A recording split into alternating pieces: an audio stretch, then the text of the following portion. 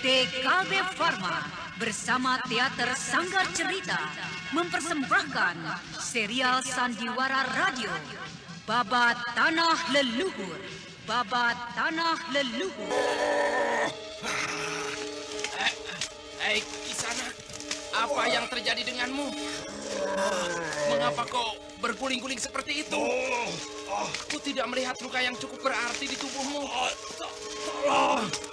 Tolong aku. Tolonglah. Tubuhku. Tubuhku serasa terbakar oleh api neraka. Iya. Kau benar. Aku melihat tubuhmu berwarna kemerah-merahan, seakan-akan matang terpanggang api. Iya. Akan ku coba lihat keadaanmu ya. Sebuah kisah kolosal dari tanah leluhur ratusan tahun yang silam di tanah Pasundan yang diwarnai dengan kekerasan, ambisi, keserakahan, iri dan dengki, serta cita-cita dan cinta anak manusia. Anak muda, walaupun kau memiliki ilmu yang tinggi, aku Kilanju tidak akan gentar menghadapimu. Hop. Ayo, keluarkanlah ilmu iblismu itu. Akan ku coba dengan ilmu tongkat saktiku ini. Tunggu dulu Kilanju. Tunggu dulu. Dengarlah, aku benar-benar tidak mengerti. 2 kali aku telah tidak sadarkan diri. Apa maksudmu? 2 kali tidak sadarkan diri? Iya, aku tengah mempelajari sejenis ilmu, Aji Kesaktian. Kisah besar ini didukung oleh artis-artis Sanggar Prativi.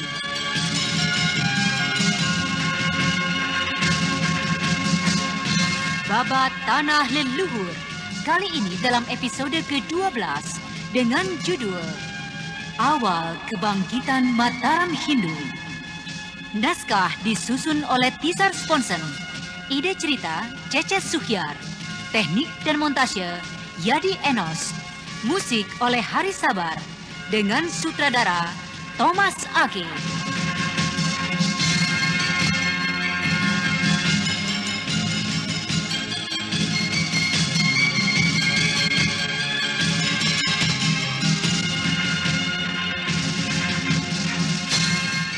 Pada seri yang pertama ini menampilkan Chris Urspon sebagai Raden Sakapalwaguna, Eli Ermawati sebagai Anti Wulan, Mucu sebagai Kilanjo, dibantu oleh Enos, dan pembawa cerita Neni Sumardi. Selamat menikmati.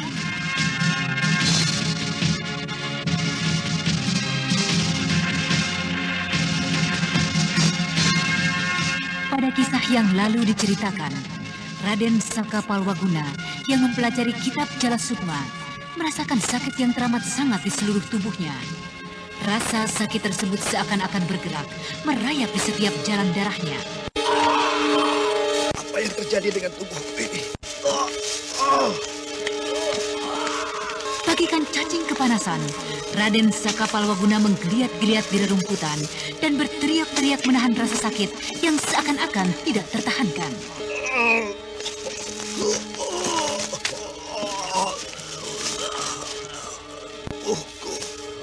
Tubuhku, Dewata. Mengapa sekarang jadi panas seperti ini? Aku akan berusaha untuk menahan dan meredakan rasa sakit ini dengan kekuatan tenaga saktiku. Raden Sakapalwaguna berusaha untuk menahan rasa sakit yang menyengat yang mengalir di setiap jalan darah di seluruh bagian tubuhnya. Akan tetapi, begitu ia mengerahkan tenaga saktinya, sesaat itu pula rasa sakit menyerangnya. Rasa sakit bersamaan dengan rasa panas, seakan-akan hendak membakar dan meledakkan hingga hancur tubuhnya. Raden Sakapalwaguna berteriak kesakitan, dan sesaat kemudian ia jatuh pingsan tak sadarkan diri lagi. Sementara itu, dari balik semak-semak, sejak tadi mengintai sepasang mata yang telah dibasahi oleh air mata. Sepasang mata indah yang ternyata adalah milik dari Anting Wulan. Apa yang terjadi dengan Kakang Saka? Kenapa dia jadi seperti itu? Berteriak-teriak kesakitan. Apakah telah terjadi satu kesalahan dengannya dalam mempelajari Jala Sukma? Akan ku coba lihat keadaannya. Mudah-mudahan dia sementara tak sadarkan diri dan tidak mengetahui kedatangan.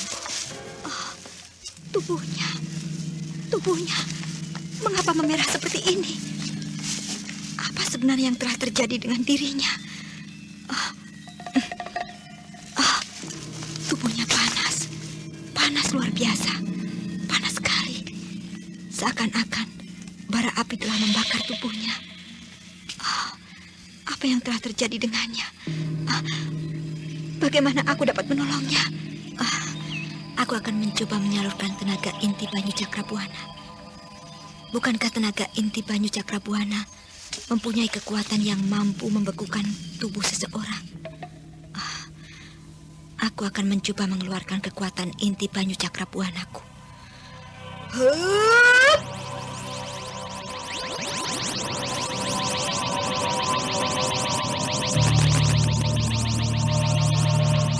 Anting Wulan mengerahkan inti dari kekuatan Banyu Cakrabuana yang mempunyai dasar kekuatan dingin.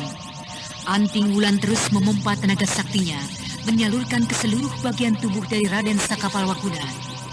Beberapa saat pun berlalu. Perlahan-lahan, tubuh Raden Sakapalwaguna yang semula panas membara, kini berangsur-angsur menjadi hangat kembali. Dan ketika Anting Wulan menarik lepas tenaganya, bisa jadi seperti ini. Rasa-rasanya aku sudah mencoba untuk membatasi tenaga inti Banyu Cakrabuanaku. Aku melepaskan kembali tenagaku sebelum hawa dingin dari tenaga saktiku menyengat dan membuat tubuhnya beku. Aneh. Akan ku coba lihat apa sebenarnya yang membuatnya jadi seperti ini dari kitab Jala Sukma. Pastilah ini yang dipelajari Kakang Saka tentang cara pernafasan dari Aji Jala Sukma. Kitab ini hanya berisikan gambar-gambar peragaan cara melakukan pernafasan Jala Sukma.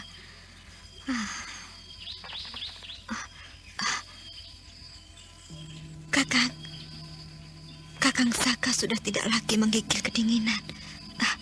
Ia akan membuka matanya. Aku harus segera tinggalkan tempat ini. Kitab ini kuletakkan kembali di sampingnya.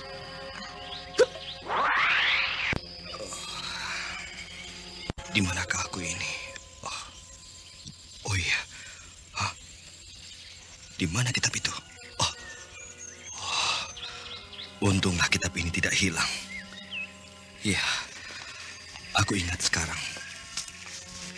Aku pasti telah menjadi pingsan karena rasa sakit yang menyengat di seluruh tubuhku. Setelah aku mencoba untuk menguasai cara pernafasan dari kitab ini. Ini pastilah sebuah kitab aji kesaktian yang sangat hebat. Aku akan mempelajarinya. Ya, aku akan mempelajarinya. Walaupun belum menjadi jelas siapa pemilik kitab ini. Tapi aku yakin. Pastilah pemiliknya telah merestuiku untuk mempelajarinya. Anting Wulankah pemiliknya? Kitab ini pastilah sebuah kitab yang telah berumur ratusan, entah ribuan tahun. Pada saat mana belum ditemukan bahasa tulisan untuk penyampai atau melestarikan aji ini. Sangat unik sekali aji kesaktian ini. Dari sudut yang dibuat antara gambar laki-laki yang bersila dan matahari, dapat kutarik kesimpulan bahwa aku harus bersemedi hingga seperempat hari atau sekitar 3 jam sambil menahan nafas. Ya, menahan nafas. Gambar hidung laki-laki yang tengah duduk bersila diberikan anak panah yang banyak, yang pasti berarti udara. Dan anak panah atau udara itu digambarkan seakan-akan tertahan oleh satu kekuatan hingga tidak masuk ke dalam lubang hidung dan mulut. Ya, pastilah dugaanku tidak keliru. Ya, menahan nafas. Pastilah tidak salah perkiraanku. Tapi mengapa tubuhku serasa terbakar? Baiklah, akan kucoba kembali. Kuikuti semua petunjuk-petunjuk yang berada dalam kitab ini. Kembali, Raden Sakapalwaguna duduk bersila dan memejamkan matanya. Sikapnya kelihatan demikian kaku. Tidak terlihat sedikit pun gerakan nafas pada dada maupun perutnya. Beberapa saat kembali berlalu dan...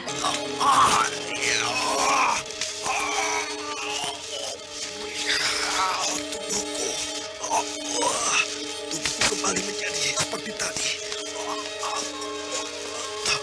Kembali Raden Sakapalwaguna berguling-guling tidak kuasa menahan rasa sakit yang kembali menyengatnya. Dan beberapa saat kemudian disusul oleh rasa panas yang tidak tertahankan.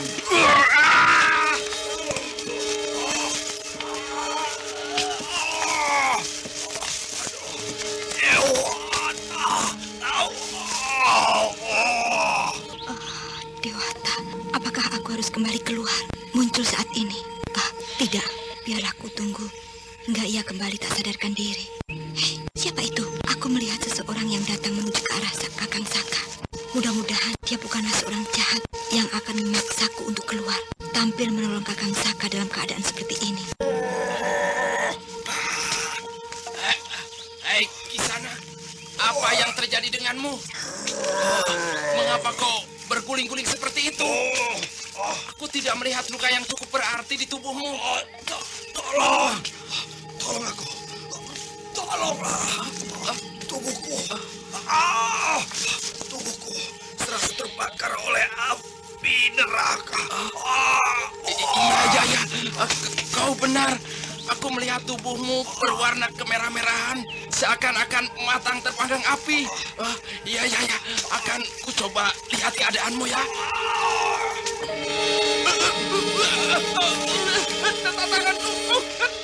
Tanganku terbakar. Aduh, celaka. Lepaskan dari tubuh laki-laki yang membara seperti api. Anda sekarang masih mendengarkan Sandiwara Radio di channel Memori 80. Celaka, apa yang terjadi dengan laki-laki itu? Tubuhnya hangus terbakar. Celaka, laki-laki ini ternyata adalah dari pengemis tongkat merah. Kekuatan apakah yang berada di dalam tubuh Kakang Saka? Mengapa jadi seperti ini? Tadi ketika aku salurkan tenaga saktiku, belum kurasakan kekuatan seperti ini. Aku akan mencoba kembali dengan inti tenaga sakti Cakrabuanaku. Mudah-mudahan kekuatan dingin dari inti tenaga Cakrabuana dapat menghilangkan penderitaannya.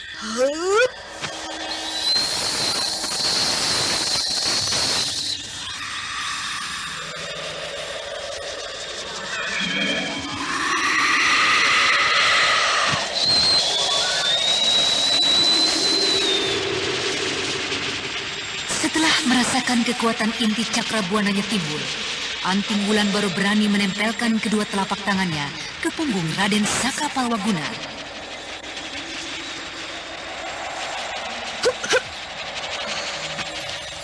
Syukurlah, kekuatan panasnya agaknya dapat kurendam dengan tenaga inti Cakrabuanaku. Akan kucoba salurkan tenaga yang berkekuatan dingin ke dalam tubuhnya. Mudah-mudahan Kakang Saka akan berkurang penderitaannya.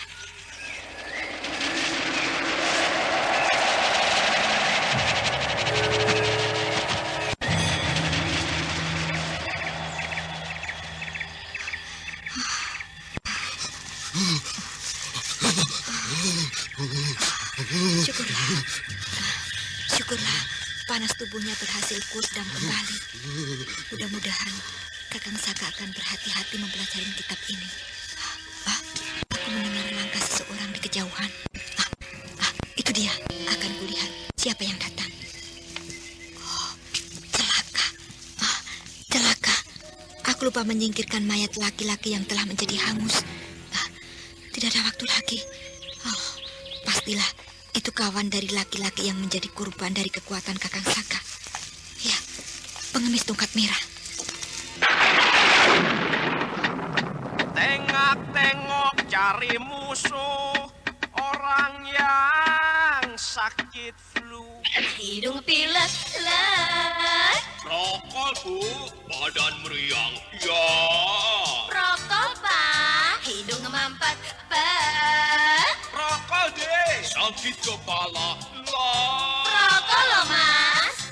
Biasanya kalau minum obat flu itu meriangnya hilang, tapi pileknya tetap ngocor, hidung mampet. Makanya yang benar itu minum Prokol.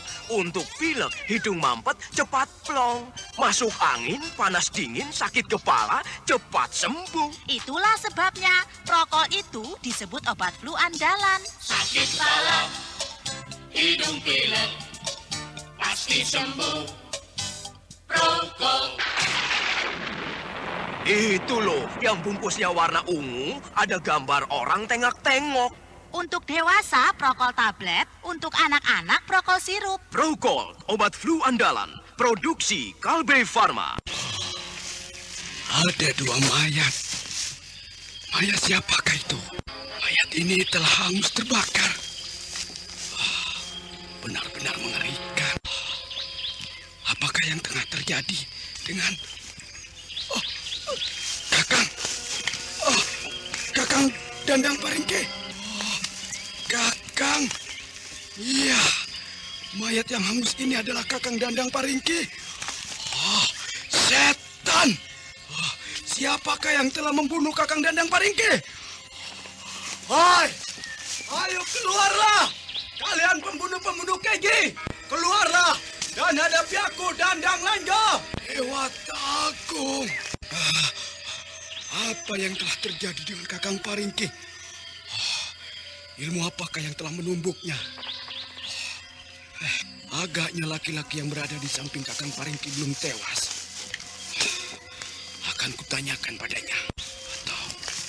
Ataukah justru laki-laki ini yang telah membunuh Kakang Paringke?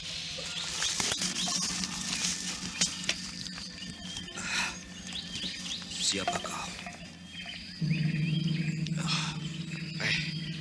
Akulah yang justru seharusnya bertanya denganmu. Siapakah yang telah berbuat keji pada kakangku? Hah? Kau lihatlah tubuh yang telah hangus terbakar ini. Apa yang terjadi dengan orang itu? Siapa dia? Dan siapa kau? Masih juga kau ingin berpura-pura? Hah? Jika kau seorang pendekar dari tanah Pasundan maupun Jawa, kau pasti akan dapat mengenali siapakah kami ini. Iya. Aku memang mengenal kelompok kalian. Tongkat Merah. Tapi aku benar-benar tidak mengerti dengan pertanyaanmu. Dengan tuduhanmu itu. Anak muda, walaupun kau memiliki ilmu yang tinggi, aku Kilanju tidak akan gentar menghadapimu. Hop! Keluarkanlah ilmu iblismu itu. Akan ku coba dengan ilmu tongkat saktiku ini. Tunggu. Tunggu dulu, Kilanju. Tunggu dulu. Dengarlah. Aku benar-benar tidak mengerti. 2 kali aku telah tidak sadarkan diri. Apa maksudmu? 2 kali tidak sadarkan diri? Iya. Aku tengah mempelajari sejenis ilmu. Aji kesaktian. Entah mengapa, aku merasakan sakit luar biasa. Panas yang teramat sangat. Dan kemudian aku pingsan. Tidak tahu apa-apa lagi. Panas yang teramat sangat. Kau rupanya hendak mempermainkan aku. Bukankah itu berarti karena perbuatanmu? Tubuh kakangku hangus terbakar oleh kekuatan panasmu itu. Setan alas, kau telah menjadikan kakangku sebagai sasaran percobaan dari ilmu saktimu itu. Hop! Kau harus kutangkap dan kubawa ke Kali Pucat. Kau harus mempertanggungjawabkan semua perbuatanmu. Tunggu.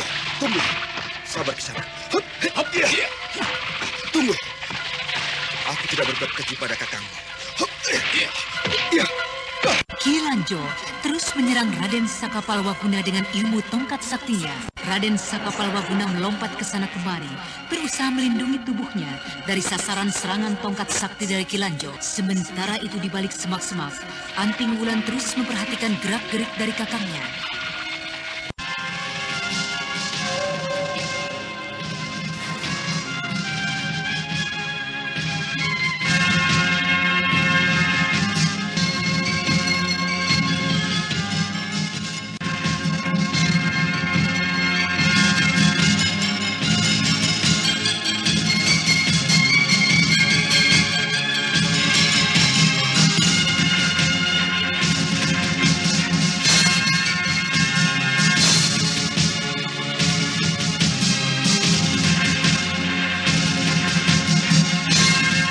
Raden Sakapalwaguna dituduh telah melakukan pembunuhan keji pada salah seorang murid dari perkumpulan pengemis tongkat merah. Karena itu, salah seorang dari rekan mereka menyerang Raden Sakapalwakuna, berusaha untuk menangkap dan membawanya ke Kali Pucang. Tunggu Kisanak. Aku tidak tahu apa-apa. Aku tidak membunuh saudaramu itu. Percayalah Kisanak. Aku adalah sahabat dari pimpinanmu. Aku mengenal Sariti dengan baik.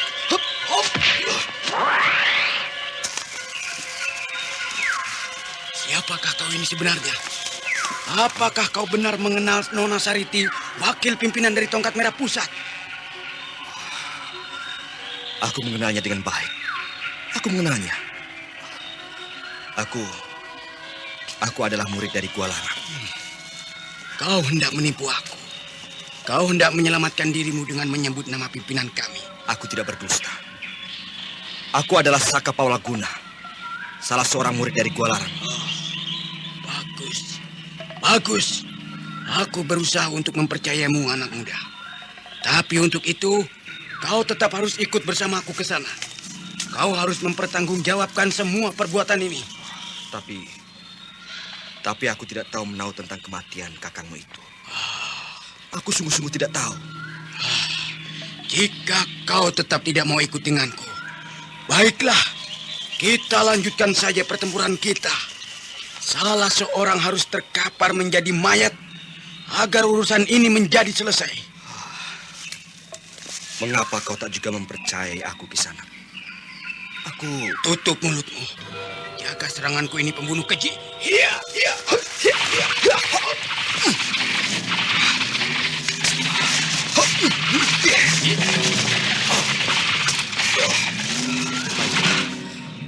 Baiklah, Kilanju. Baiklah. Aku bersedia untuk ikut dan menjelaskan persoalan ini pada pimpinan.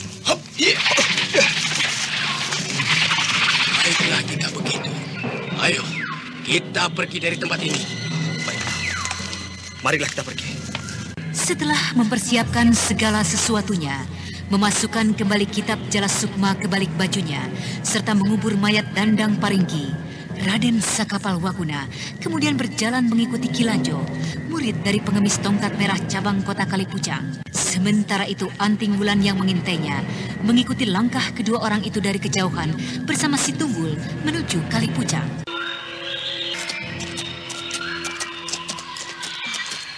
Mereka pastilah menuju Kalipucang. Aku harus mengikuti Kakang Saka. Aku khawatir terjadi sesuatu dengan dirinya. Kitab itu kelihatannya berbahaya sekali. Tidak mudah untuk dipelajari. Dari hutan kecil itu, Raden Sakapalwaguna terus berjalan menembus kelebatannya hingga tiba di pinggir sungai Cijulang. Beberapa jam mereka berjalan cepat, dan kini setibanya di pinggir sungai Cijulang, mereka beristirahat. Kita beristirahat. Iya, tempat ini cukup sejuk untuk beristirahat. Hari sebentar lagi senja. Di manakah kita istirahat malam nanti? Jika mungkin, kita beristirahat di kota Bangun Panjaran. Kota itu masih cukup jauh dari sini. Lalu di manakah kita akan mendapatkan rakit untuk menyeberangi sungai ini? Kita akan menyusuri sungai ini. Dan kita pasti akan menemukan rakit untuk menyeberang. Mengapa kita harus membuang waktu menyusuri sungai? Lihatlah di atas sana itu. Di atas sana sungai itu agak menyempit. Kita dapat melompatinya. Kau gila. Sungai ya. Kukira kau benar. Kita dapat melompati dari pohon yang menjorok, hampir melewati tengah sungai. Ya, kita akan mencoba melompat dari pohon itu ke seberang. Ayo. Kemudian, keduanya bergegas naik ke tanah tinggi dan kemudian merayapi dahan pohon besar yang menjorok ke tengah sungai.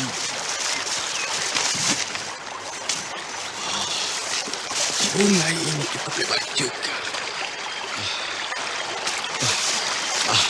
Kau lompatlah dahulu. Aku akan menyusulmu. Baiklah.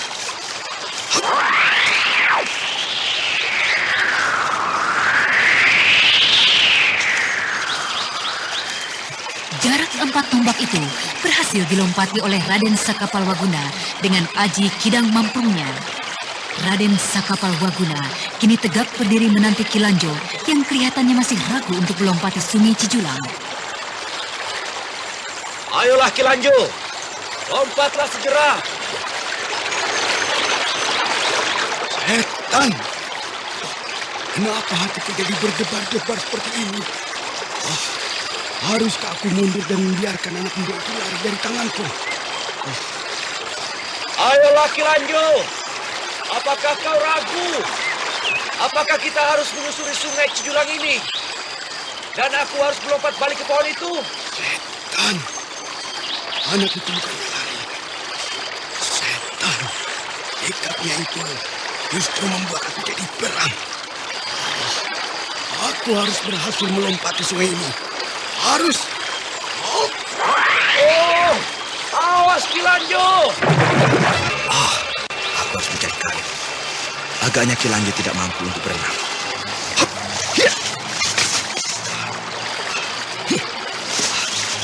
Dahan ini cukup panjang. Aku harus menolongnya. Oh! Ki Lanjo! Peganglah dahan ini! Peganglah dahan ini Ki Lanjo! Ya! Pegang! Peganglah!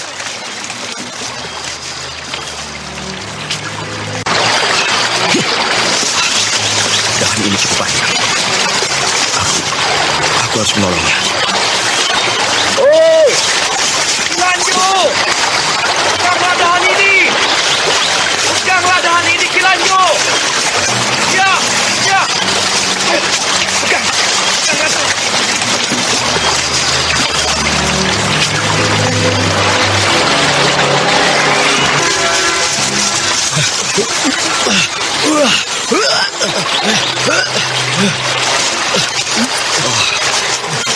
Kukira kau tidak apa-apa.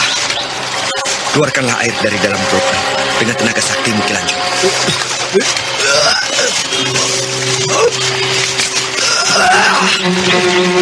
Anda sekarang masih mendengarkan radio Ki Lanjo kemudian mencoba mengerahkan tenaga saktinya, berusaha mengeluarkan air yang cukup banyak masuk ke dalam perutnya.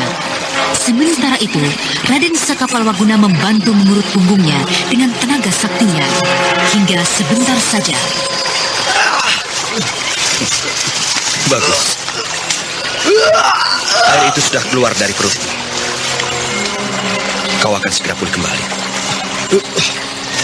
Terima kasih. Terima kasih anak muda. Agaknya aku telah salah menduga. Kau pastilah benar murid dari Wanayasa, dari Padepokan Dua Larang. Kau pastilah benar murid dari Wanayasa, dari Padepokan Dua Larang. Budi, sikap, serta kepandaianmu telah menjelaskan semuanya. Maafkan aku. Jika kau memang ingin meneruskan perjalananmu, tinggallah aku. Aku percaya sepenuhnya padamu. Biarlah aku nanti yang akan menjelaskan semuanya pada pimpinanku di Kalipucang. Biarlah, aku ikut denganmu. Kita pergi ke Kalipucang. Dengan ikutnya aku serta bersamamu, tugasmu pastilah akan menjadi semakin ringan. Kau terbebas dari tanggung jawab atas kematian kakangmu. Kau baik sekali. Siapakah namamu? Sakapalwaguna. Kau dapat memanggilku dengan sebutan Saka saja. Saka. Baiklah. Aku akan memanggilmu dengan sebutan Adik Saka. Aku berterima kasih sekali atas pertolonganmu. Kau telah menyelamatkan jiwaku. Sudahlah, Ki Lanjo. Kau tidak perlu memikirkan hal itu. Semua itu adalah hal biasa. Bagi kita untuk tolong-menolong, itu sudah biasa. Jika kau tidak keberatan, panggillah aku dengan sebutan Kakang Lanjo. Aku ingin sekali bersahabat denganmu. Tapi itu jika kau tidak keberatan bersahabat denganku, seorang pengemis. Kau ini aneh. Mengapa harus malu bersahabat dengan seorang pengemis tongkat merah? Kukira setiap orang justru akan bangga mempunyai sahabat seperti dirimu, Kakang Lanjo. Seorang tokoh dari tongkat merah. Oh, terima kasih, Adik Saka. Terima kasih. Lihatlah itu, Kakang Lanjo. Matahari hampir bersembunyi di balik bukit itu. Sebentar lagi hari akan menjadi gelap. Ya, ayolah Adik Saka. Kita akan berusaha untuk tiba dan beristirahat di kota Bangun Panjaran. Baiklah, Kakang Lanjo.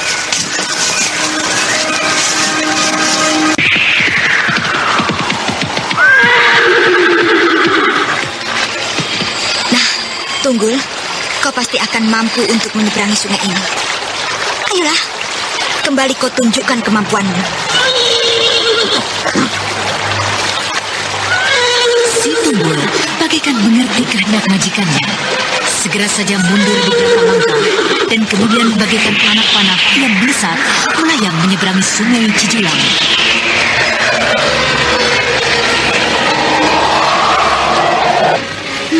Bagus. Bagus, Tunggul. Kejarlah mereka. Berhati-hati. Jangan terlalu dekat kau dengan mereka. Hiya, hiya, hiya. Yang menjadi gelap. Tentunya mereka hendak mencari kota untuk beristirahat. Kakang Saka terlalu menuruti kehendak orang itu. Seharusnya tidak perlu ia melayaninya. Orang yang mau menang sendiri dan hendak menuruti maunya seharusnya diberikan pelajaran.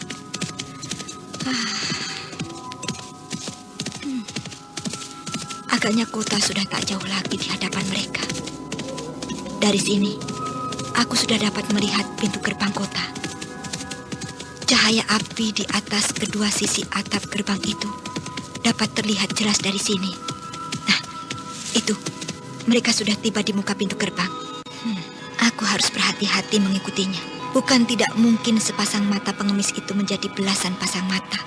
Hampir di setiap kota, pengemis tongkat merah mempunyai cabang. Secara hati-hati, Anti Wulan terus mengikuti kakangnya yang tengah bersama dengan Kilanjo, seorang anggota penting dari pengemis cabang Kalipucang. Kita akan dapat beristirahat dengan tenang di tempat ini. Kasur yang bersih serta bilik yang akan melindungi kita dari angin malam. Ayo, mari kita masuk.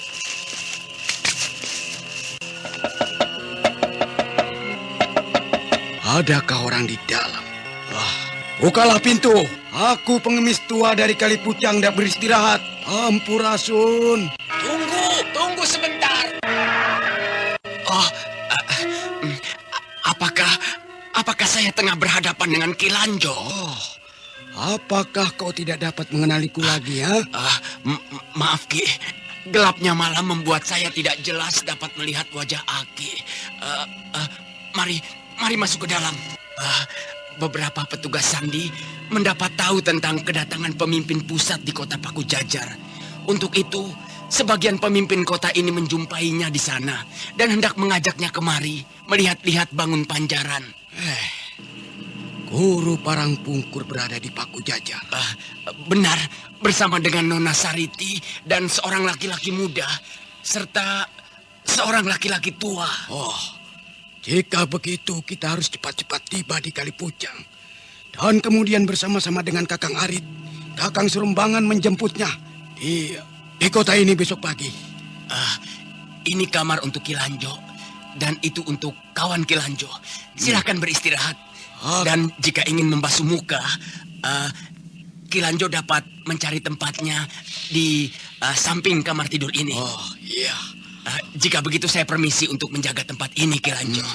Ya, pergilah. Ayo kita masuk beristirahat sebentar di dalam. Nanti kita akan turun sendiri ke dapur jika merasa lapar.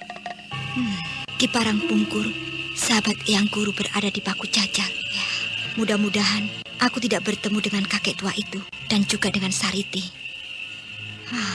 Dari pengamatanku dengan aji 4 arah pembeda gerak, aku bisa mengambil kesimpulan bahwa tempat itu aman untuk Kakang Saka. Sebaiknya aku juga beristirahat di sini. Aku akan bangun pagi-pagi dan kembali mengikuti Kakang Saka. Kitab Jala Sukma. Apakah Apakah benar? Karenanya lah seorang pengemis tongkat merah tewas dalam keadaan yang mengerikan. Karena rasa sakit, rasa panas yang tidak tertahankan, aku jadi tak sadar dan mengamuk. Tidak mungkin, tidak mungkin, tidak mungkin, tidak mungkin, tidak mungkin akan jadi seperti itu. Jikapun benar aku mengamuk dan tak sadarkan diri.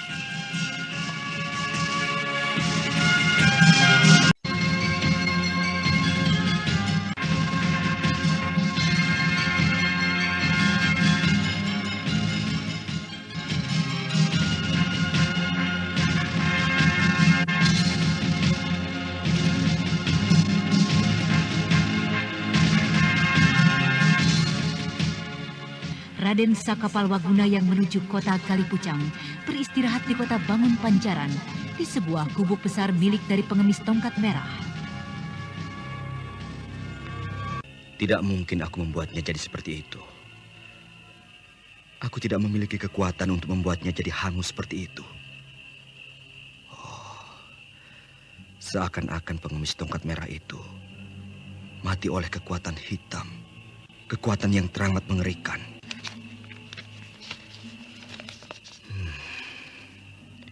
Jala Sukma. Apakah aku akan mungkin dapat menguasai kitab ini tanpa bimbingan dan tuntunan dari seseorang? Apakah kekeliruan akan berakibat fatal untukku? Pembukaan dari Aji Jala Sukma adalah cara pernafasan. Aku diharuskan menahan nafas selama kurang lebih 3 jam, sesuai dengan petunjuk sudut matahari yang tergambar di sini. Dan setelah menahan nafas kurang lebih 3 jam, baru aku meneruskan cara berikutnya. Cara inilah yang telah membuat seluruh tubuhku menjadi kesakitan. Seluruh tubuhku jadi panas membara. Setelah menahan nafas sekian lama, aku diharuskan melakukan pernafasan dengan pusat perhatian hanya pada pembuluh-pembuluh darah di sekitar kepalaku. Inilah satu hal yang berbeda dengan cara pernafasan dari berbagai aji kesaktian, yang pusat perhatian ke seluruh bagian tubuh, pembuluh-pembuluh darah di seluruh bagian tubuh. Aku akan mencobanya lagi dengan berhati-hati. Raden Sakapalwaguna kemudian duduk bersila dengan sikap sempurna. Kedua matanya terpejam, perut dan dadanya kelihatan tidak bergerak. Tidak ada gerak yang terlihat dalam sikap semedinya hingga beberapa waktu. Malam pun terus merambat. Wajah Raden Sakapalwaguna mulai kelihatan memerah dan semakin lama kelihatan semakin memerah. Dan ketika Raden Sakapalwaguna merasakan telah sampai waktunya, perlahan-lahan nafas mulai dihembuskan dan perhatiannya dipusatkan pada bagian kepalanya. Dihembuskannya seluruh udara yang didapatkan dari alam hanya ke bagian-bagian tertentu.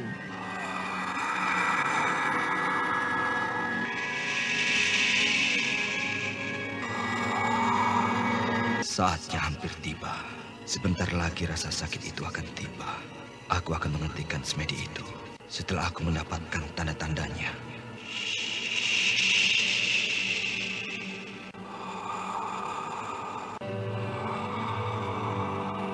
Mengapa tidak juga kurasakan tanda-tandanya? Rasa sakit itu belum kurasakan tanda-tandanya. Aku merasakan waktu yang seharusnya tiba sudah kulalui. Ada apa ini? Mengapa tidak juga kurasakan tanda-tanda seperti yang lalu?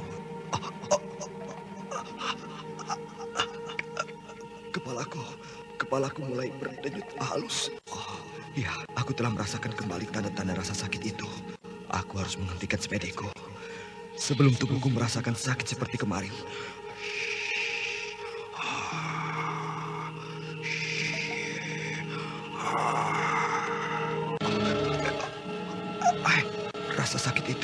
Rasa sakit itu tetap saja merambat. Celaka, dia tetap saja merambat menjadi semakin sakit seperti saat yang lalu. Mengapa jadi seperti ini? Aku sudah menghentikan semediku.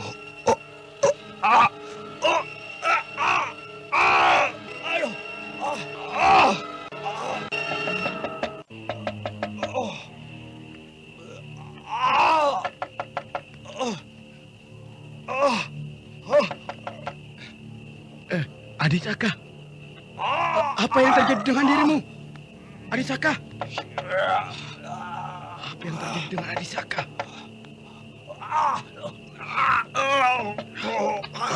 Aku harus membuka dengan paksa pintu ini.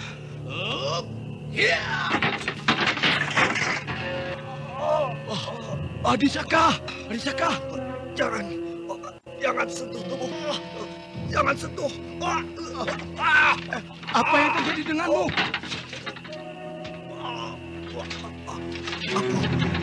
Aku. Apa yang terjadi dengan Adisaka? Tubuhnya kelihatan merah membara seperti itu. Seakan-akan api sekam menyelimuti seluruh tubuhnya. Rupanya inilah yang telah membuat Kakang Dandang Paringki tewas.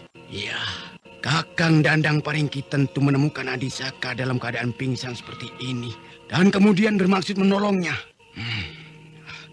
Tapi, apakah mungkin dia akan tewas dalam keadaan seperti itu? Tewas dalam keadaan yang teramat mengerikan hanya dengan menyentuh tubuh Adisaka. Aneh. Itu panas dalam tubuh Adisaka mulai pudar. Ya, cahaya merah yang membara sudah mulai menghilang. Cahaya itu kini sama sekali hilang. Adisaka mulai sadar kembali. Adisaka. Kakang Lanjo. Iya. Pintu itu Kakangkah yang telah merusaknya. Iya. Aku Adisaka. Aku mendengarmu berteriak-teriak kesakitan. Aku yang menjadi cemas menjebol pintu itu. Dan aku telah menyaksikan semuanya. Menyaksikan tubuhmu yang membara. Dan akhirnya jatuh pingsan. Apakah yang sebenarnya terjadi dengan dirimu? Mungkin benar. Akulah yang membunuh kakangmu, Dandang Paringki. Mungkin benar. Tapi aku benar-benar tidak mengetahuinya dengan pasti. Ya. Mungkin juga benar, Adisaka. Aku melihat keadaanmu tadi. Dan aku berterima kasih dalam keadaan yang kesakitan teramat sangat. Kau sempat memberitahukan aku malapetaka yang telah mengintaiku.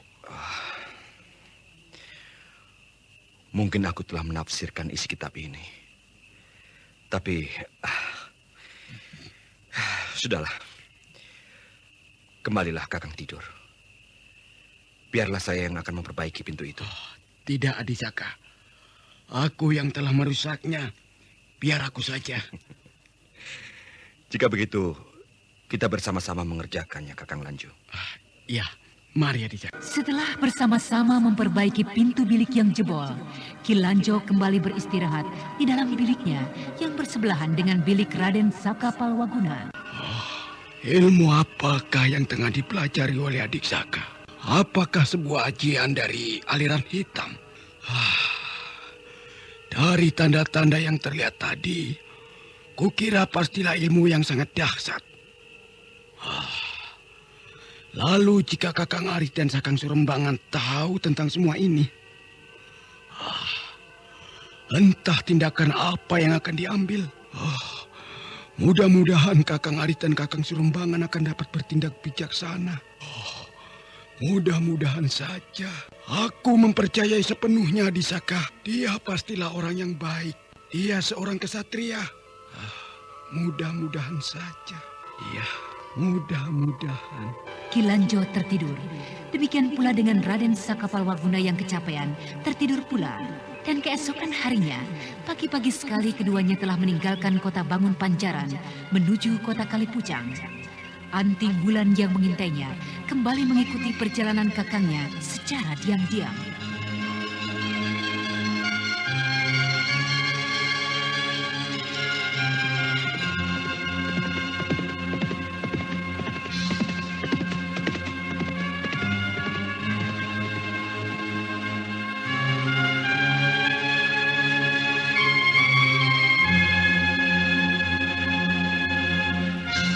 Menjelang tengah hari, Ki Lanjo bersama-sama dengan Raden Saka Palwaguna tiba di tempat tujuannya. Sebuah kota yang cukup besar, Kali Pucang. Segera saja tanpa membuang waktu, Ki Lanjo yang telah berdebar hatinya menghadap pimpinan pengemis tongkat merah cabang Kali Pucang, yaitu Arit Lungkah dan Surembangan. Aku datang menghadap Kakang Arit. Kakang Surembangan. Mengapa kau datang seorang diri, Lanjo? Bukankah kau mendapat tugas mengawasi hutan di sebelah barat Bangun Panjaran bersama dengan kakangmu, Dandang Paringgi itu? Dan lagi, kukira belum saatnya kau kembali. Ampun Kakang Arit, Kakang Surembangan. Telah terjadi sesuatu malapetaka pada diri Kakang Dandang Paringgi. Malapetaka yang tak dapat saya pecahkan penyelesaiannya, Kakang. Malapetaka? Iya. Apa yang telah terjadi dengan kakangmu itu? Katakan cepat. Kakang Dandang Paringgi telah tewas. Dan tewas. Siapa yang telah membunuhnya? Ayo katakan, apa yang terjadi, Lanjo? Saya telah menemukan saya telah menemukan Kakang Paringgi tewas dalam keadaan hangus terbakar, Kakang. Hangus terbakar? Siapa yang telah membuatnya seperti itu? Siapa, Lanjo? Ayo, Lanjo. Cepat katakan, Lanjo. Siapa yang telah menewaskan Paringgi hingga demikian kejinya? Dan di manakah kini mayatnya, Lanjo? Saya telah menguburnya di tempat kejadiannya, Kakang. Kelihatannya tidak mungkin lagi saya membawa mayatnya itu. Hei, Lanjo. Kau belum juga mengatakan siapa pembunuhnya. Aku akan memberikan balasan yang setimpal padanya. Akan kusobek-sobek kulitnya. Dan kemudian aku bakar sebagaimana yang terjadi pada diri Paringgi orang-orangku itu. Siapa? Ayo katakan. Biarlah aku yang menjelaskannya semuanya, Kakang Lanjo. Hei, siapa kau? Siapa orang ini, Lanjo? Mengapa kau bawa dia bersamamu menghadapku? Dia... Kakang, tenanglah. Biar aku yang menjelaskannya. Maaf, Paman Arit dan Paman Surembangan. Kami berdua tidak tahu dengan pasti mengapa Kakang Paringgi sampai dapat tewas. Tapi kami berdua dapat mengambil kesimpulan bahwa sayalah yang telah melakukannya tanpa sengaja dan tanpa saya ketahui. Sesaat pimpinan cabang Kali Pucang, dua bersaudara, Arit Lungkah dan Surembangan terpaku. Sedikit pun tidak terpikir olehnya akan pengakuan itu. Pengakuan yang aneh yang dilakukan oleh seorang pemuda dengan sikap tenang dan tabah. Setelah keduanya berhasil kembali menguasai dirinya. Siapakah kau ini, anak muda? Mengapa kau bicara tidak jelas seperti itu? Apakah kau bukan seorang laki-laki? Apakah kau seorang pengecut? Mengapa pengakuan yang kau buat masih juga kau selimuti dengan kemungkinan keraguan? Adi Surembangan, aku sudah tak dapat menahan diri lagi. Ringkuslah dan beri hajaran, baru kita bicara, Adi. Benar, Kakang Arit. Sikapnya itu benar-benar tidak memandang mata pada kita. Surembangan, tunggu. Aku akan berhenti dan bicara kembali setelah berhasil meringkus dan memberikan hajaran padamu. Tunggu, Paman. Demi Aki Parang Pungkur, dengarlah kata-kataku, dengar penjelasanku. Hei, untuk apa kau menyebut-nyebut nama pimpinan kami? Apakah kau kini tengah menyiapkan satu tipu daya untuk lepas dari sini? Kakang, dia datang kemari atas kehendaknya sendiri, Kakang. Saya sendiri tidak berhasil membawanya secara paksa. Agaknya kau datang dengan mengakulkan kepandaianmu. Kau datang untuk membuat perkara dengan kami dari Tongkat Merah. Tunggu, Paman Surembangan. Paman Arit, lihatlah ini. Apakah dengan ini kita tidak dapat bicara? Kau dapat dari mana benda itu? Adi Surembangan. Kau pasti telah mencurinya. Kau menganggap mudah mendapatkan benda ini dari tangan pemiliknya. Mencurinya dari tangan pemiliknya. Kau telah menghinanya. Menghina pimpinanmu sendiri jika kau menganggap demikian. Jadi? Nah, aku tidak banyak meminta darimu. Aku tidak akan mempergunakan kekuasaan yang kumiliki untuk menekan kalian. Tapi aku hanya meminta, dengarlah penjelasanku. Demi kalung 5 bulan kembar, demi kalung pemberian pimpinan pusat kalian. Sejenak, kedua pimpinan dari cabang Kali Pucang terpaku, seakan-akan terkena pengaruh kekuatan gaib.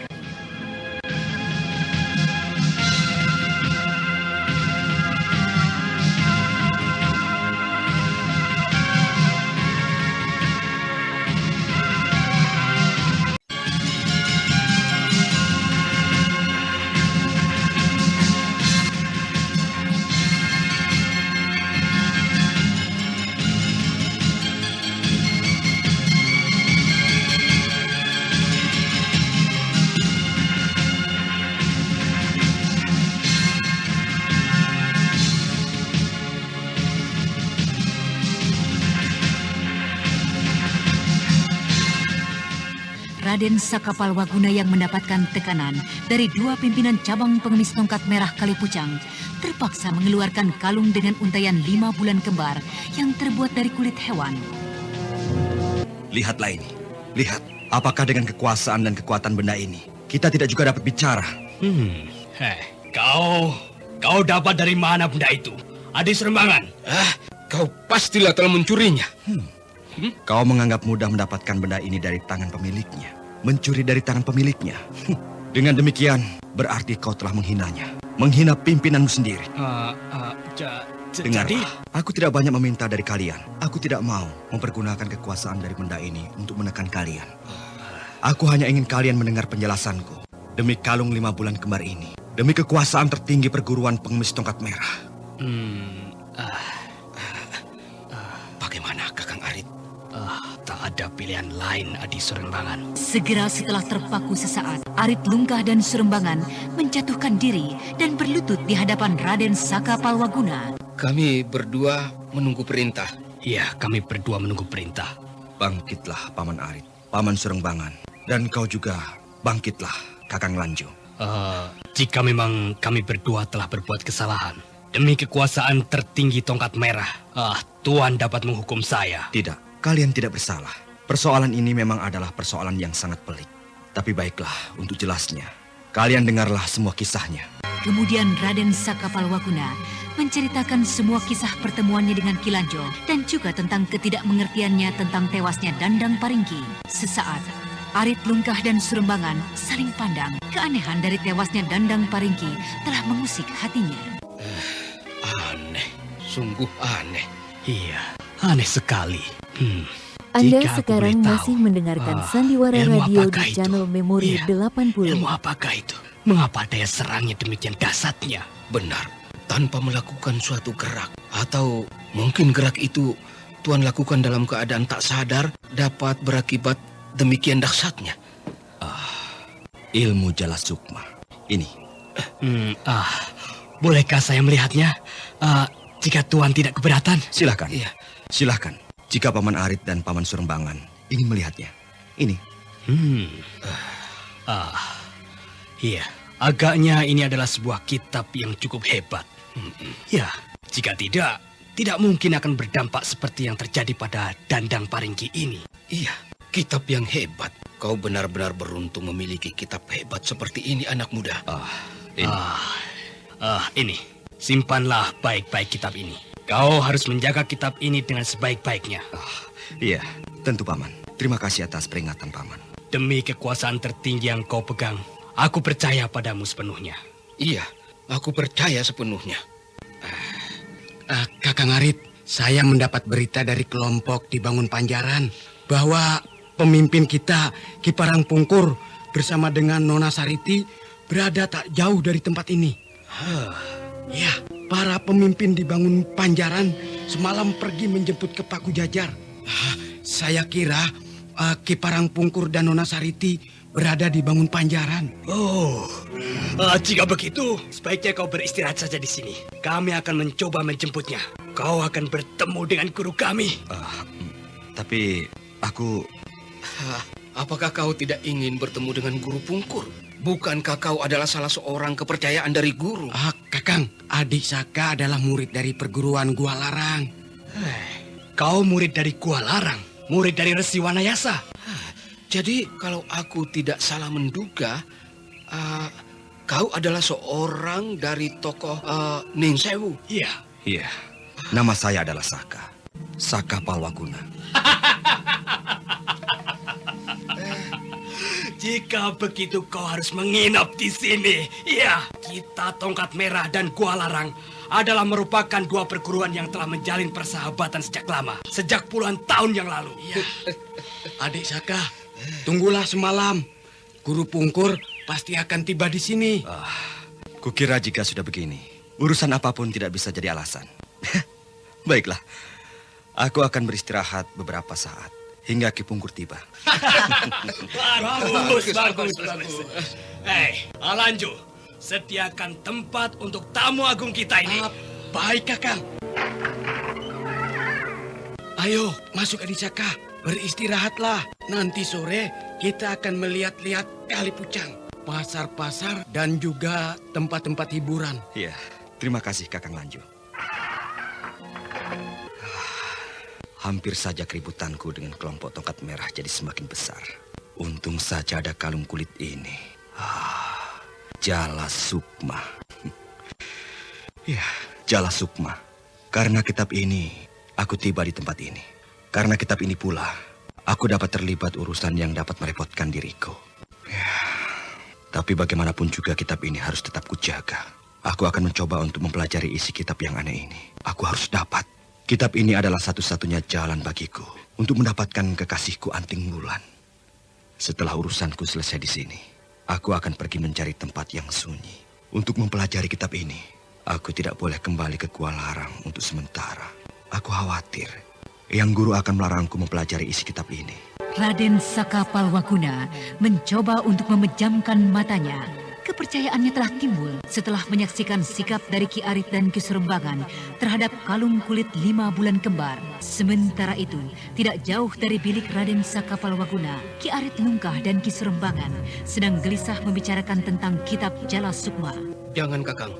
Jangan lakukan tindakan itu. Ki Parangpungkur mengenal baik anak itu. Dan lagi pula, Ki Parangpungkur berada tidak jauh dari tempat ini. Adi, kita mempunyai cukup waktu, Adi. Kita dapat melumpuhkan pemuda itu dengan berbagai cara. Dan kita dapat tinggalkan tempat ini sejauh-jauhnya sebelum Ki Parangpungkur tiba. Dan lagi, siapa yang akan tahu dia akan datang kemari jika kita tidak datang menjemputnya. Tapi Kakang, Ki Parangpungkur tentu tidak akan membiarkan kita mengganggu sahabatnya anak muda itu. Anak bodoh, siapa yang akan menumbuk Ki Parangpungkur? Dan lagi, jika kita bersembunyi dan berhasil mempelajari kitab itu, orang tua keropos macamnya tidak akan ada artinya lagi. Dan tongkat merah akan menjadi milik kita sepenuhnya. Hah? Kau akan menjadi orang kedua setelah diriku, Adi Serembangan. Tapi Kakang, Ki Parangpungkur... Alah, sudahlah, percayalah, dia tidak akan datang kemari. Hei, siapa yang dapat memastikan dia akan menuju ke timur sini, ha? Perjalanannya dapat saja ke arah selatan, barat, atau mungkin utara. Tapi, bagaimana caranya, Kakang? Begini. Aku akan mempergunakan tangan Ki Lanjo untuk melumpuhkannya. Kelihatannya hubungan keduanya begitu baik. Ayo, ikut aku. Kita temui Ki Lanjo. Sementara itu, tak jauh dari markas pengemis cabang Kalipucang, di sebuah penginapan kecil, dalam sebuah kamar, Anting Wulan tengah berada dalam keadaan hening. Sikap semedi Aji 4 arah pembeda gerak. Untunglah aku mengawasinya. Kakang Saka tidak berhasil mengatasi masalahnya dengan pimpinan cabang pengemis tongkat merah. Manusia serakah itu hendak menjebaknya. Aku harus mengawasi terus dengan Aji 4 arah pembeda gerakku. Kakang Arit memanggil aku. Iya, aku memanggilmu, Lanjo. Ada sesuatu yang aku dan Kakang Serembangan akan bicarakan. Apa itu, Kakang? Lanjo, tahukah kau siapa aku ini? Iya. Dan juga Kakangmu Serembangan? Pertanyaan Kakang aneh sekali. Ya, tentu saja saya tahu siapa Kakang berdua. Kakang berdua adalah pimpinan tongkat merah cabang Kalipucang. Kakang berdua adalah murid langsung dari Aki Parangpungkur. Dan demikian pula saya. Apakah hanya itu? Iya, hanya itu. Benarkah hanya itu? Lanjut. Iya, Kakang Arit. Agaknya kau seorang pelupa, Dilanju.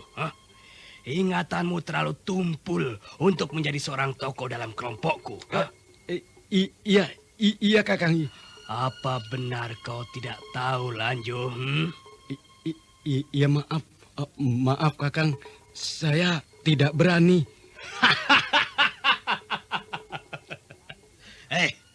Mengapa tidak berani, Adilanju?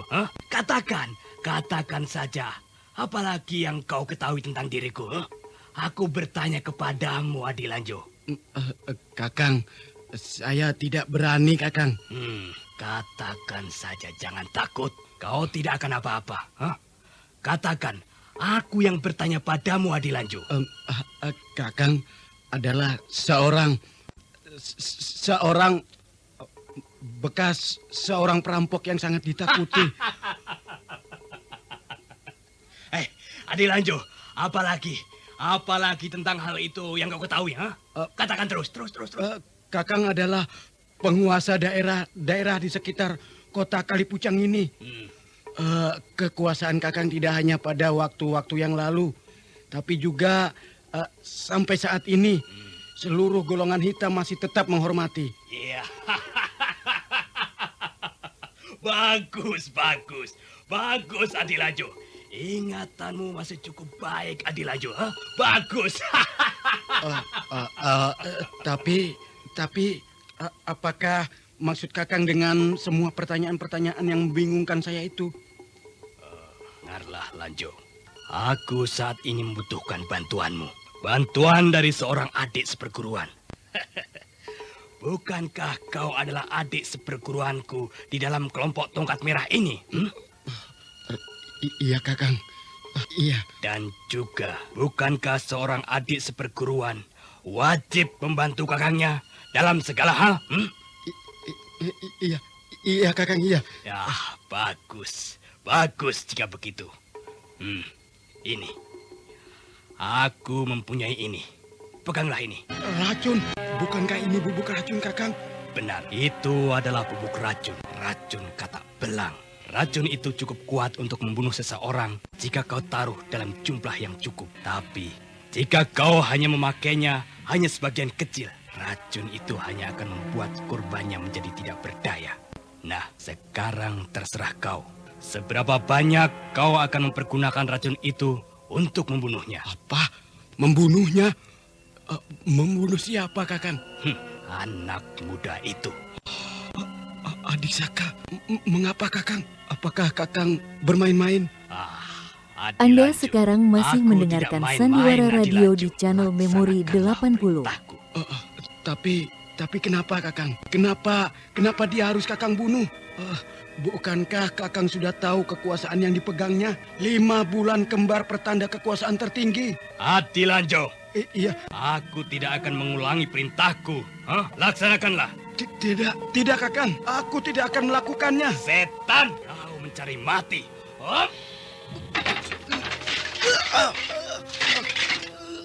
Aku tidak main-main, Lanjo. Tidak, Kakang.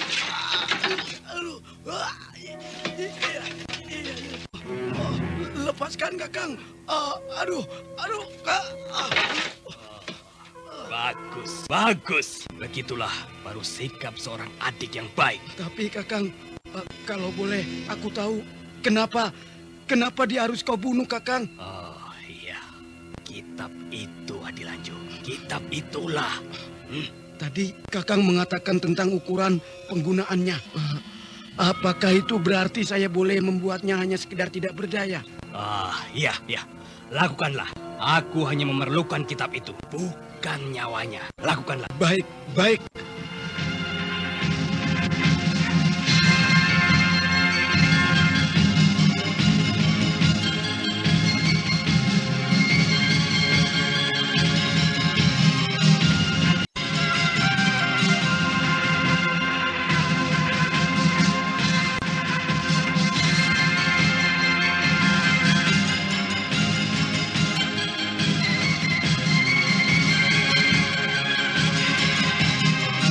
Anda sekarang masih mendengarkan Sandiwara Radio di channel Memori 80.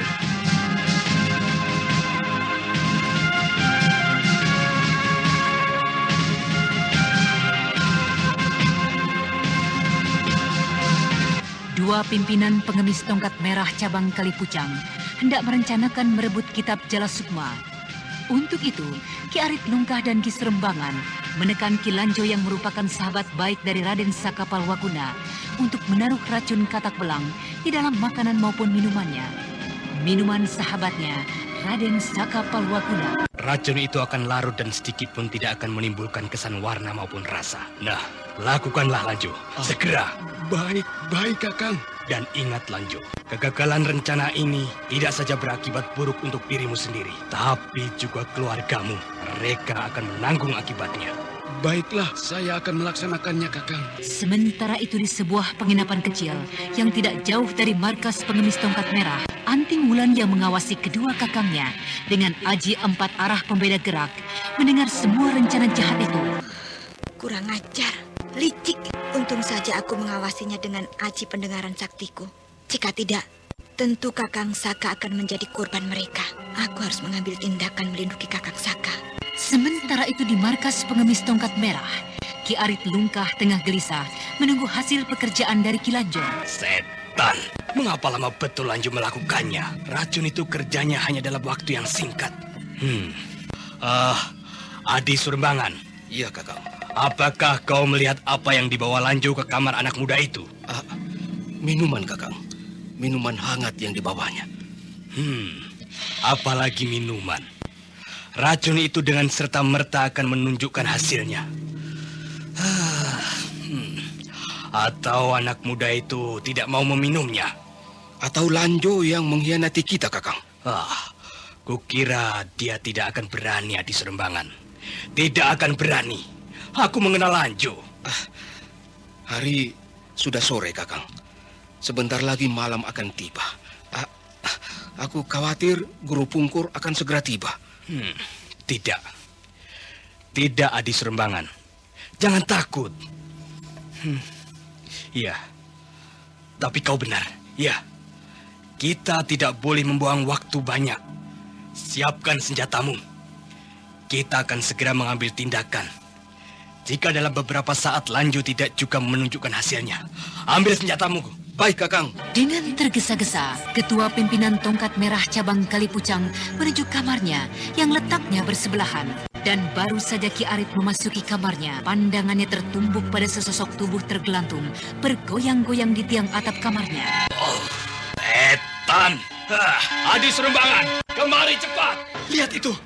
Lihat, Adi! Tolong! Itu pasti Ki Lanjo. Aku akan melihat siapa yang telah mempermainkan kita. Siapakah yang telah mempermainkan diriku? Apakah mungkin Ki Parang Pungkur telah tiba, Di? Kukira tidak mungkin. Tidak mungkin. Untuk apa dia mesti bermain-main dengan diriku?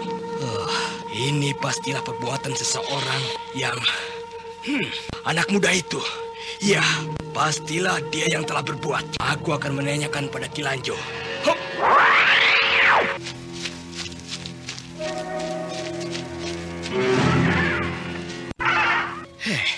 Sudah kau tanyakan? Siapa setan yang telah mempermainkan kita di Surembangan? Sudah, Kakang. Siapa setannya? Siapa di Surembangan? Ki Lanjo tidak bisa mengetahuinya, Kakang. Dia dibuat tidak berdaya di muka pintu anak muda itu. Dan ketika sadar, sudah tergantung di dalam kamar, Kakang. Dengan mulut tersumpal dan kaki terikat di atas kayu atap itu. Benarkah semua yang kau ceritakan itu? Di, kau tidak tahu orang yang membuatmu tidak berdaya ini? Iya, saya tidak tahu, Kakang. Ketika saya hendak mengetuk pintu kamar Adisaka, saya hanya sempat mendengar kesiur angin dan bayangan putih. Setelah itu, saya tak tahu apa-apa lagi. Apakah mungkin itu perbuatan anak muda itu, Adi Surembangan? Kukira tidak, Kakang. Anak muda itu tidak mungkin dapat melakukan gerakan seperti itu. Apakah... Iya, pasti, Kakang. Guru sudah datang. Itu pasti perbuatan guru. Tidak. Aku tidak percaya itu perbuatan guru. Tidak mungkin, Adi Surembangan. Untuk apa guru bermain-main seperti itu dengan kita? Ayo, sudah kepalang basah. Kumpulkan seluruh anggota yang berada di sekitar tempat ini. Kita hadapi anak muda itu sekalian dengan penyerang licik itu. Aku akan menuju kamar anak muda itu. Kau kumpulkan seluruh anggota kita. Baik, Kakang. Oi, anak muda, keluarlah kau! Keluarlah! Aku, Ki Arit Lungkah, ingin bicara denganmu. Ada apa, Paman Arit? Kenapa Paman berteriak-teriak seperti itu? Aku tidak ada waktu lagi untuk bermain-main denganmu, anak muda.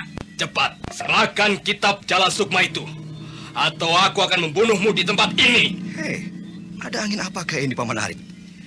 Tiba-tiba saja sikapmu berubah terhadap aku. Pemegang kalung kulit yang merupakan kekuasaan tertinggi dalam perguruan tongkat merah.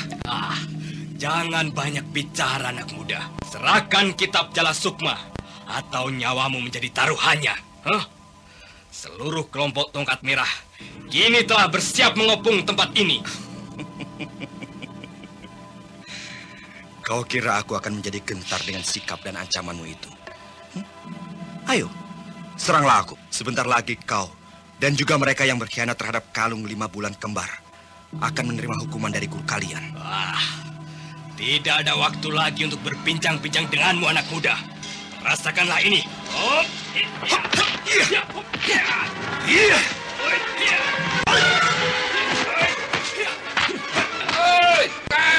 Apakah aku perlu membantumu? Tidak perlu, Adi Serembangan. Aku mampu mengatasi anak muda ini. Kau jagalah saja penyerang licik itu.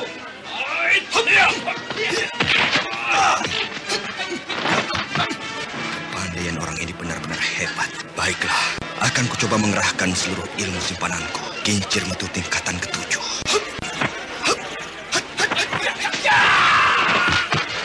Raden Sakapalwaguna kemudian mengerahkan Aji Kincir Metu tingkatan ke-10 yang merupakan gabungan aji pukulan sakti dan ilmu pedang yang memiliki daya serang bagaikan prahara. Pedang di tangan kanannya mengurung ketat arit lungka, sementara itu pukulan-pukulan tangan kirinya sesekali mampu mendesak melempar pengemis utama dari Kalipucang.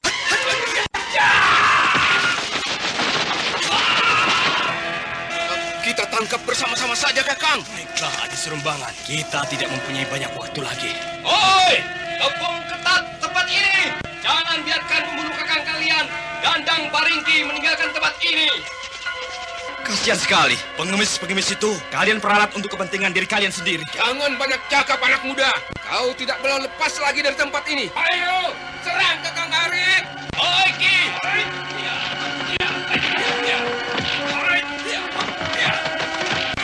Keadaan Kakang Saka tentu akan berbahaya. Menghadapi dua tokoh itu pasti akan mendapatkan kesulitan. Siapa itu yang berlari dari dalam kamar sana? Hoi, dengarlah kawan-kawan. Anak muda itu adalah pemegang kalung kulit 5 bulan kembar. Kekuasaan yang dipegangnya saat ini jauh melebihi Kakang Arit dan Kakang Surembangan. Atas kekuasaan kalung 5 bulan kembar, kalian harus menolongnya. Kalian harus membantunya. Kalau 5 bulan kembar, siapa di sebelah? Kilanjo, benar kata-katamu, Kilanjo. Kalian akan menyesal jika tidak mendengar kata-kataku. Ki Parangpungkur pimpinan utama kini berada di Bangun Panjaran. Di Bangun Panjaran. Tidak boleh. Kurang ajar, pengkhianat rendah. Hai, kau selesaikan cepat pengkhianat itu. Biar aku menahan dulu anak muda ini. Baik, Kakang Arit. Ki Surembangan yang menjadi geram dengan ulah dari Kilanjo segera melenting meninggalkan kakangnya dan dengan pedang pendeknya ia menyabet tubuh Kilanjo. Hampir dapat dipastikan tubuh Kilanjo dalam beberapa kejap akan segera roboh terkapar bermandikan darah. Tapi dalam saat yang kritis itu, sesosok bayangan meluncur cepat dan... Kau, Nona? Iya, aku datang Paman Surembangan. Ada apa di sini? Apa yang telah terjadi? Bukankah itu Kakang Saka? Lihat Kakang Dampu. Bukankah itu Kakang Saka? Iya, benar itu Kakang Saka. Hei, berhenti! Hentikan pertempuran ini!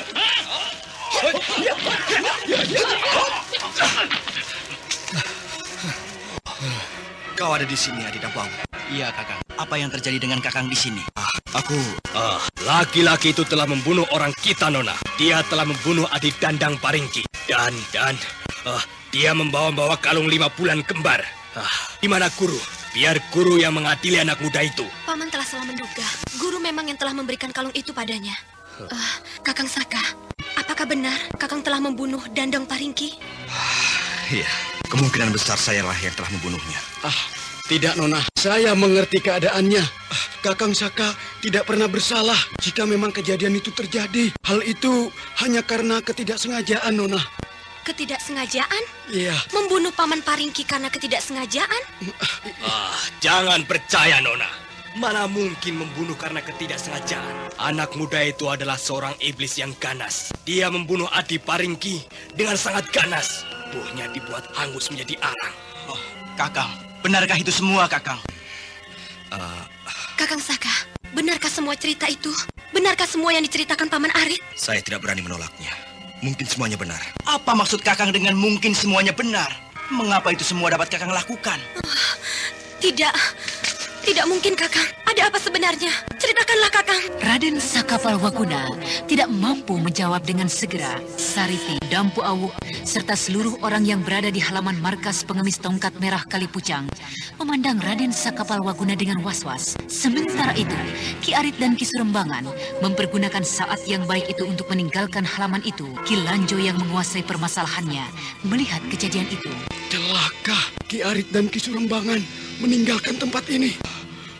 Nona, tangkap orang itu. Memangnya apa yang terjadi? Kenapa aku harus menangkap kedua orang itu? Dan kenapa mereka lari? Aduh, Nona. Mereka ingin membunuh Adi Saka bukan karena kematian Kakang Paringki, tapi hendak mencuri kitab pusaka Adi Saka. Dan sayalah yang telah dipaksa untuk meracunnya.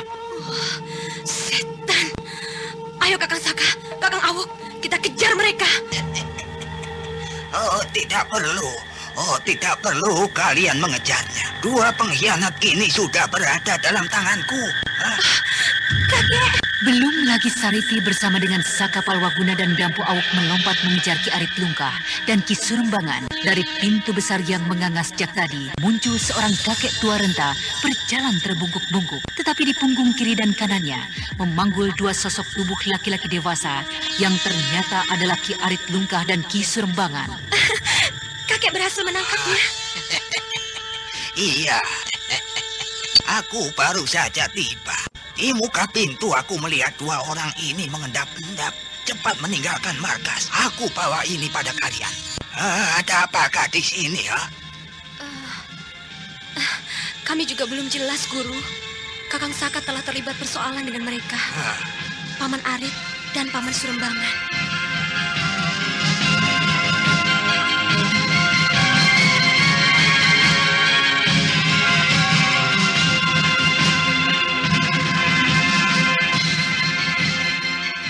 Nah, para pendengar sekalian, apakah yang kemudian akan terjadi di markas pengemis Kalipucang? Dan bagaimanakah kisah para tokoh kita selanjutnya? Untuk mengetahui jawabannya, ikutilah kisah Babat Tanah Leluhur ini dalam episode ke-12, Awal Kebangkitan Mataram Hindu, yang dipersembahkan oleh Bombat dan Kalpanax bersama Teater Sanggar Cerita di radio kesayangan Anda. Sampai jumpa.